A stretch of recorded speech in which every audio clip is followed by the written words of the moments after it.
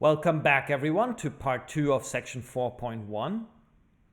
So previously we had established a geometric picture that allows us to formulate a self-consistent equation for the element of best approximation from the constraint manifold. And this involved this projection. And okay, if you look at the left-hand side, then this has to be tangent vector, and the condition for the tangent vector could be written out in one of several equivalent ways. So I call this the condition octothorpe or condition hashtag. And one in particular, and this is, let's say, the one that agrees most with the picture, is that the difference between the tangent vector and the vector that comes out of plugging in the element of best approximation into the Schrödinger equation, the right-hand side of the Schrödinger equation, this has to be, so this vector here, this has to be orthogonal to the tangent space. The disadvantage of this self-consistent equation is that computing the actual element of best approximation is not all that easy. And instead, what we will do is we will use a variational principle whose stationarity condition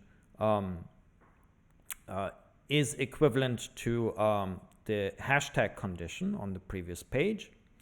And thus, it allows us to, just by using coordinates and writing out the Euler-Lagrange equation in coordinates, this allows us to actually compute the semiclassical equations of motion. Just picture that the constraint manifold that is usually defined in terms of coordinates, and two of these coordinates are, for example, position of the wave packet and momentum of the wave packet, along with perhaps some other auxiliary parameters.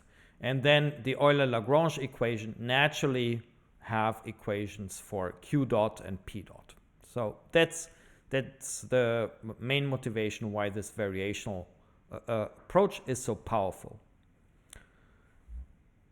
So let me write this out. So the idea is very simple.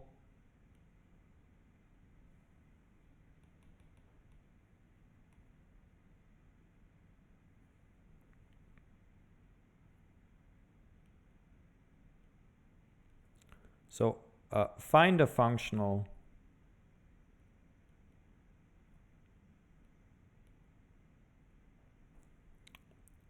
and let me call this functional S, whose Euler-Lagrange equations, which characterize stationary points,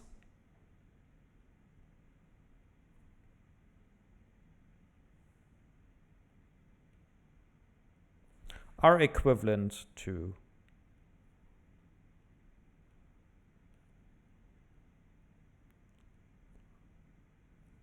the octothorpe condition.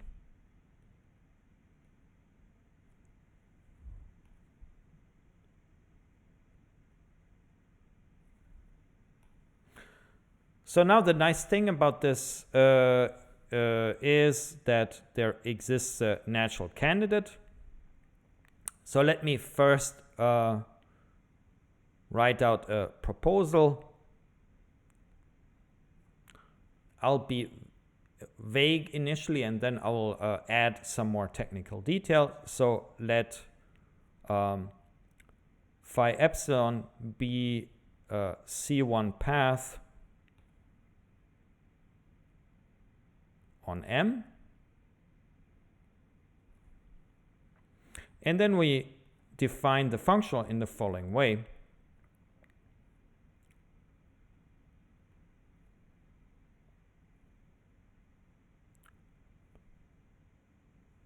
So we integrate over the path variable, which we interpret to be time, because our problem is time independent, we can choose, for example, the initial time to be 0 and the final time to be t. But of course, you can also use t0 and t1.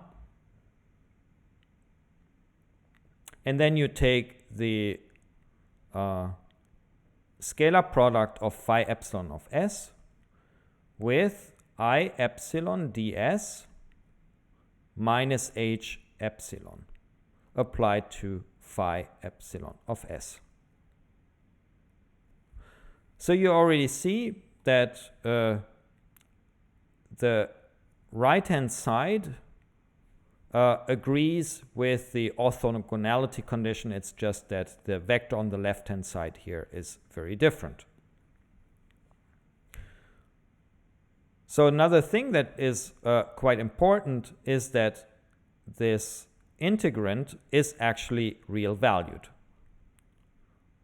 So for simplicity, let's assume that M is not just a subspace of the Hilbert space, but actually consists of elements of the domain of the self-adjoint operator H epsilon. And that means that you can move the operator H epsilon to the other argument. Furthermore,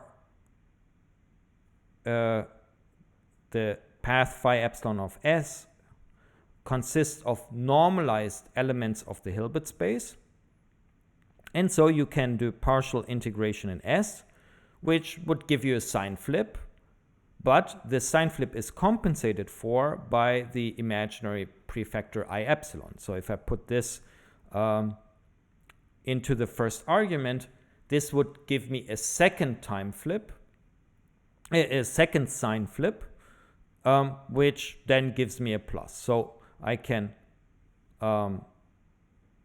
put this here into the first argument or into the second argument. It gives the same, and that means that this is a real number.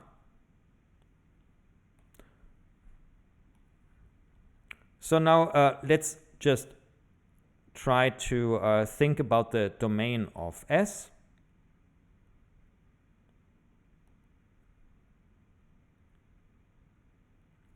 So here, what we have to do is we have to pick an initial point and a final point.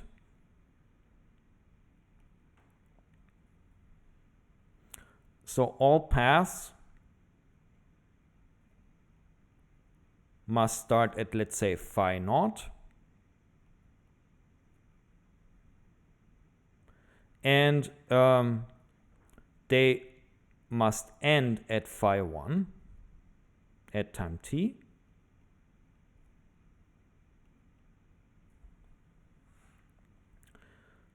So as is common in when it comes to variational principle, the actual choice of these initial and final points are completely irrelevant later on. They do not change the Euler-Lagrange equations, and that's why we can just they are necessary, but we don't have to discuss specific choices here. And then we define the domain of S given initial and final point. This consists of C1 paths.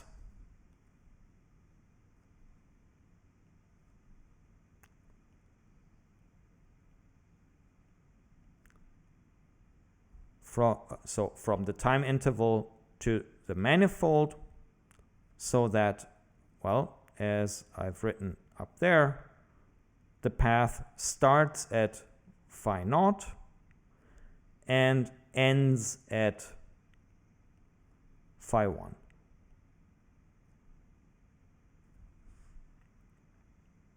So now we can also compute tangent spaces and the like.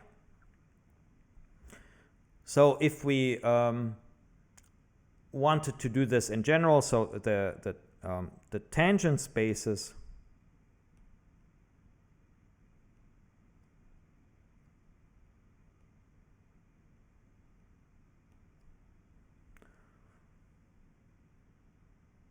So here, this is the space tangent to the path phi epsilon. So I'm picking a path phi epsilon from the domain.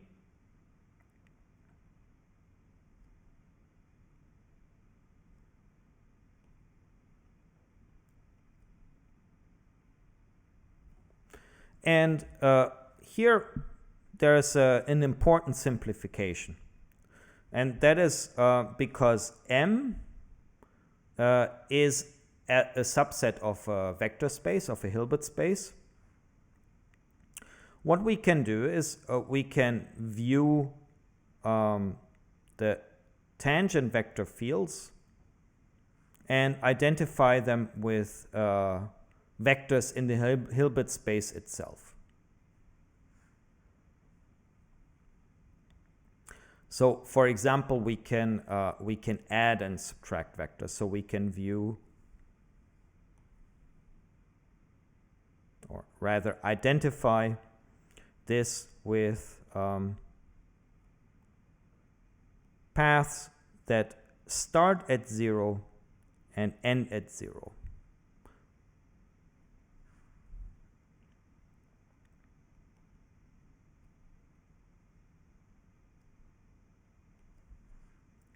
So that simply we're using the vector addition on our Hilbert space here. And that means rather than having to write out the computations in abstract detail, we can use this identification to greatly simplify our argument. Because if we're given another path,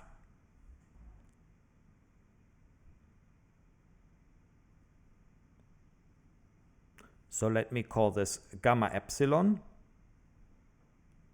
So let's assume this is a second path that starts at phi naught and phi 1.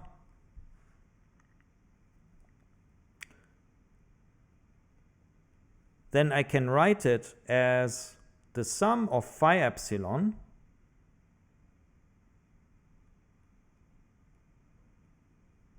plus a second vector, let's call it delta phi epsilon.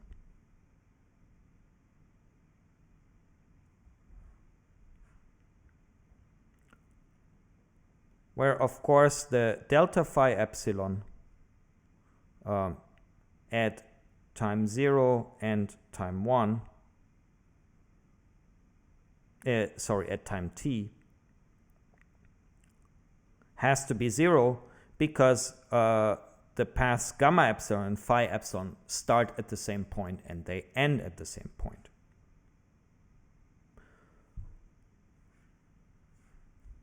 So that's why it is a little bit easier to write down, now verify that the orange functional indeed, so the stationarity condition for the orange functional indeed gives us the hashtag condition again.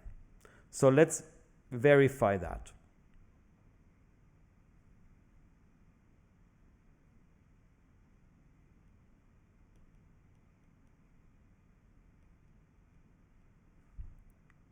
So let's verify that the stationarity condition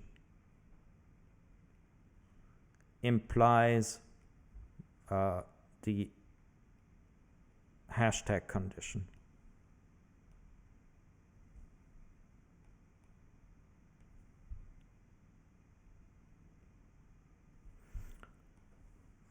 So with this simplification here, what we can do is we can just write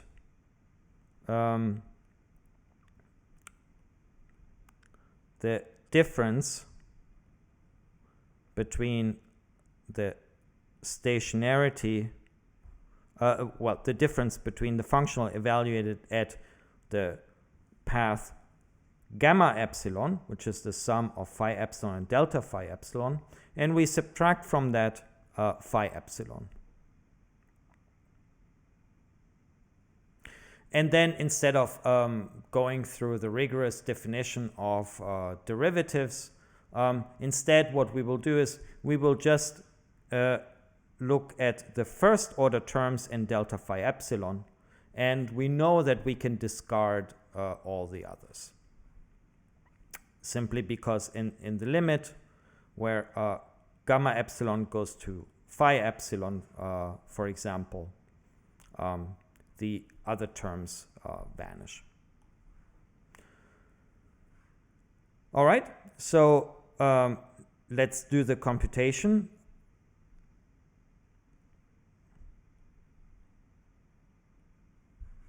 So if we have a look here, so we get 2 terms here from the antilinearity in the first argument. We get another 2 terms here. So 2 times 2 gives us 4. We get 4 terms. Let me just simplify this. This is not a linear algebra 1 class. So the phi epsilon term is cancelled exactly by subtracting s of phi epsilon. So the terms that are first order and delta phi epsilon are as follows. So we first have delta phi epsilon in the first argument.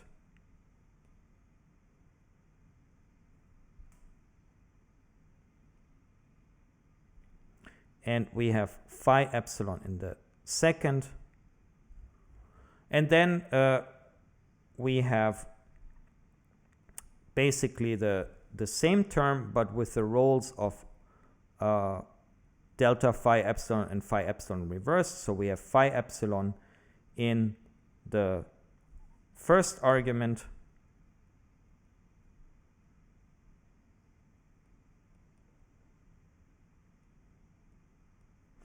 And then we have delta phi epsilon in the second. And then with a little bit of abuse of notation, but I think it will be clear what I mean by this. Then there's a term that is quadratic in delta phi epsilon. And this term later on will not play an important role. When we write down the stationarity condition, this term goes to 0 fast enough.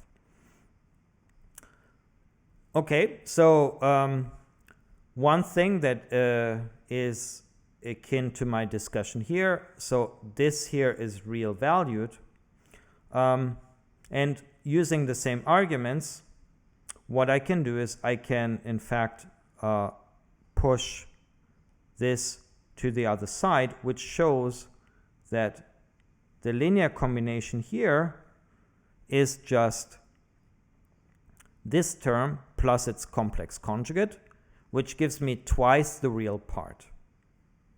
So let me maybe copy and paste this here to the next page.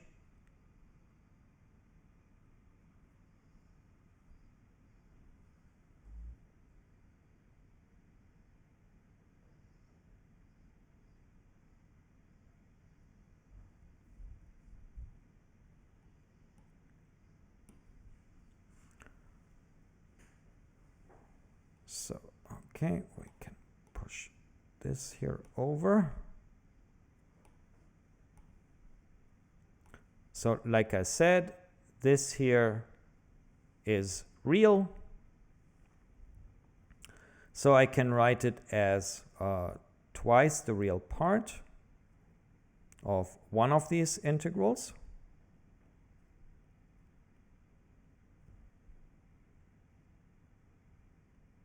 Twice the real part of, let's say, delta phi epsilon of s, and then I epsilon ds minus h epsilon phi epsilon of s. And then I have a higher order term that's remaining. And for, okay, so this could be the final result, but for reasons that become clear later on, let me factor out I epsilon. So if I do this, so if I have a real number and I factor out I, a purely real number is I times a purely imaginary number. So what I get is minus 2 epsilon. And now I get the integral. And instead of having the real part appearing, I have the imaginary part of delta phi epsilon of s. And here, instead of having I epsilon ds, I just have ds minus 1 over I epsilon h epsilon phi epsilon of s.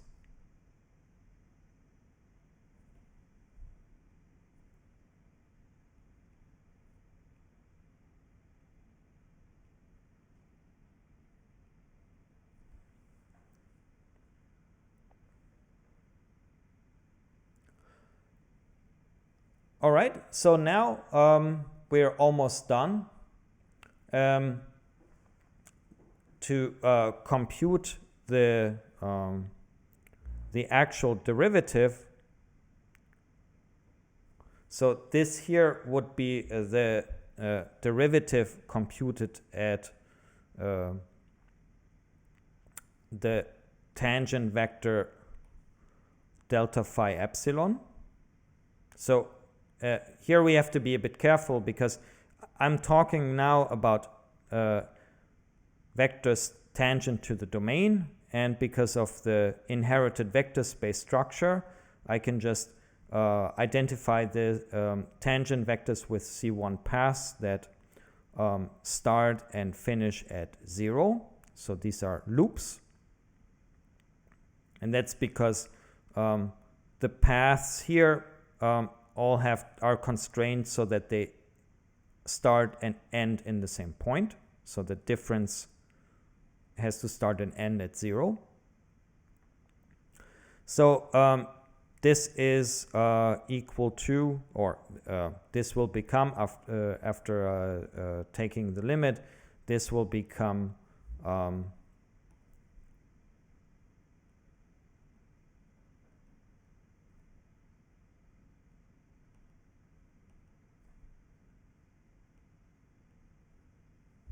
so if we take the limit in delta phi epsilon, the condition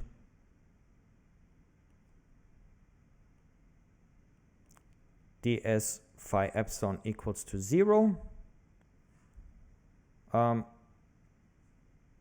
becomes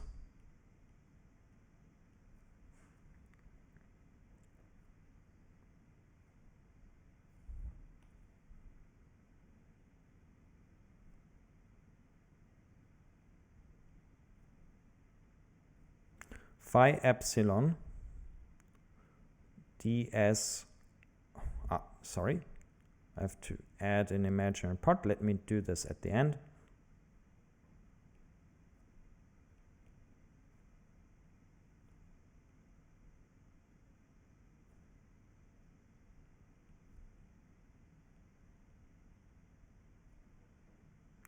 This, the imaginary part of the scalar product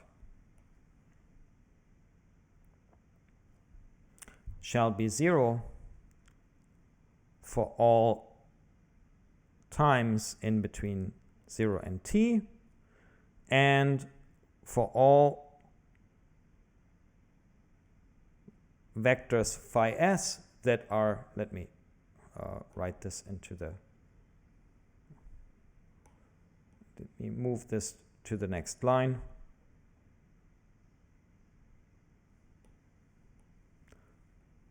And for all tangent vectors that are tangent to phi epsilon of s at m.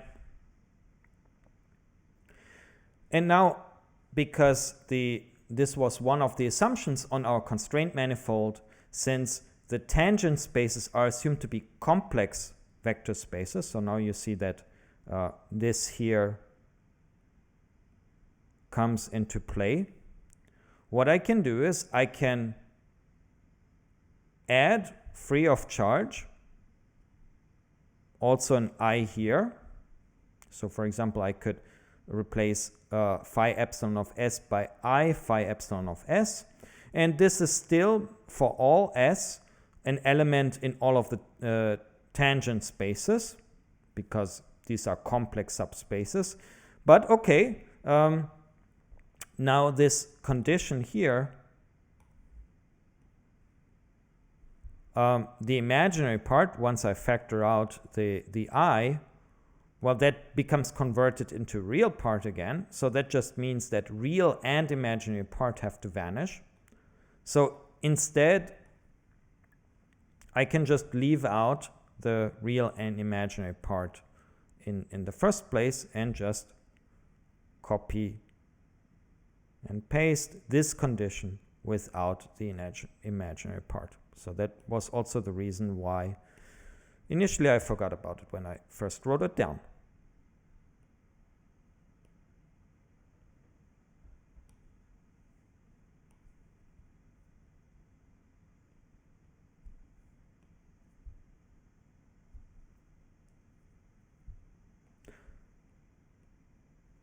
So indeed, this is the octothorpe condition here. So this here is the octothorpe condition. And as a reminder, this equivalence is because the T phi m are complex subspaces.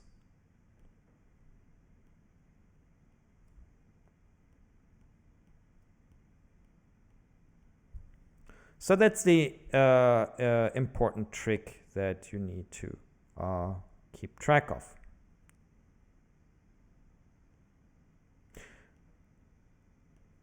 So now that we've established this, let's say, mundane fact, that we can reformulate this as a variational principle, now the question becomes, what does it buy us? Well, the first thing that it buys us, which is very important conceptually, but is something that due to the time constraints I cannot really get into, is that you inherit in a natural way a symplectic structure. So let me address this next.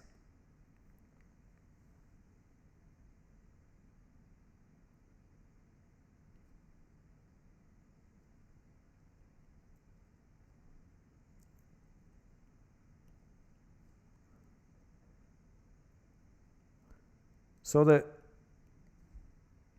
first, so that means, so let me start at the end. So that means that the equations in coordinates are in practice always equations on a symplectic manifold, which means that they are Hamiltonian equations.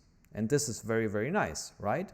Because we claim that this we're doing a semiclassical approximation, and classical mechanics is characterized by a symplectic structure.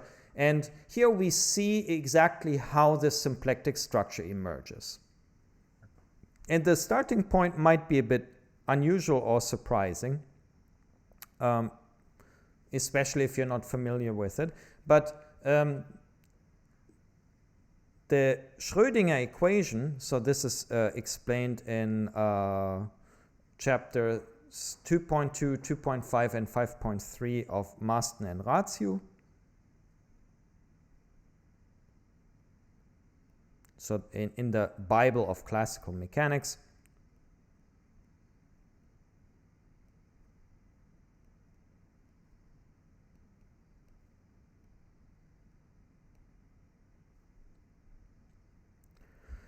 And here the authors show that the Schrödinger equation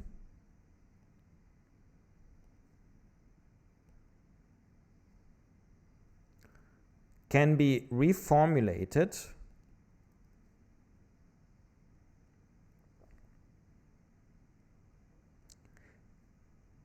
as a Hamiltonian equation,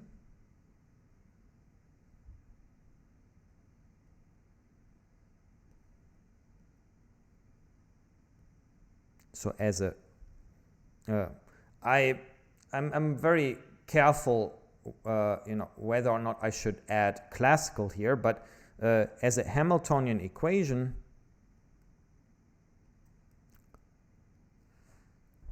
and the symplectic form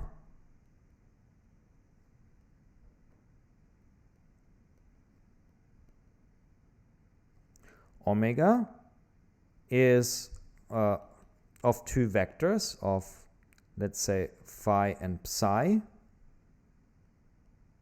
is minus 2 epsilon, the imaginary part of the scalar product with phi and with psi. So if you pay close attention, then the right-hand side is exactly what appeared on the right-hand side here. So we have minus 2 epsilon, and then the imaginary part of a scalar product. So this is precisely the symplectic form. So this is how the symplectic form enters the game. Of course, you have to believe me that this right-hand side satisfies the axiom of the axioms of a symplectic form, and so forth and so forth. But this is something that you can read up in the literature. So just to give you an example, the unitarity of the evolution group, so the unitarity of minus I t divided by epsilon h epsilon, translates to the evolution being a symplectic map.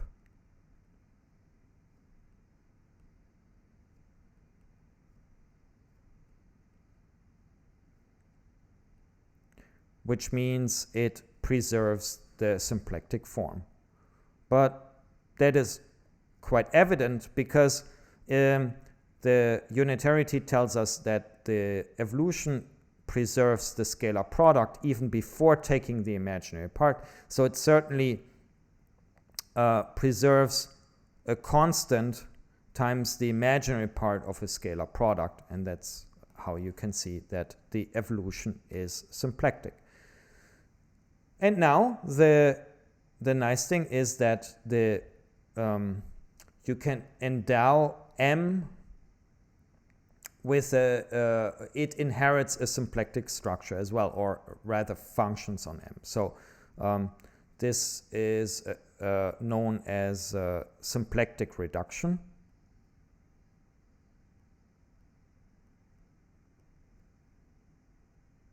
Or it can be understood as a symplectic reduction rather.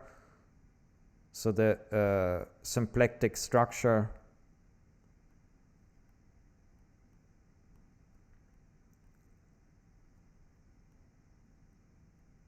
of the original problem.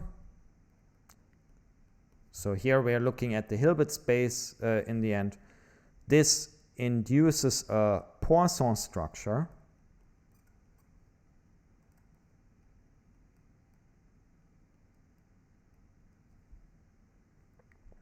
on M, and in the examples that are relevant for semiclassics, this is this Poisson structure can be seen as being induced by a symplectic structure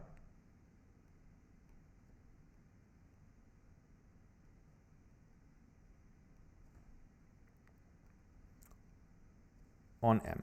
So here I'm being a bit vague. So please don't ask me to spell out the details. I won't. But I would just like to give you some feeling why this is useful.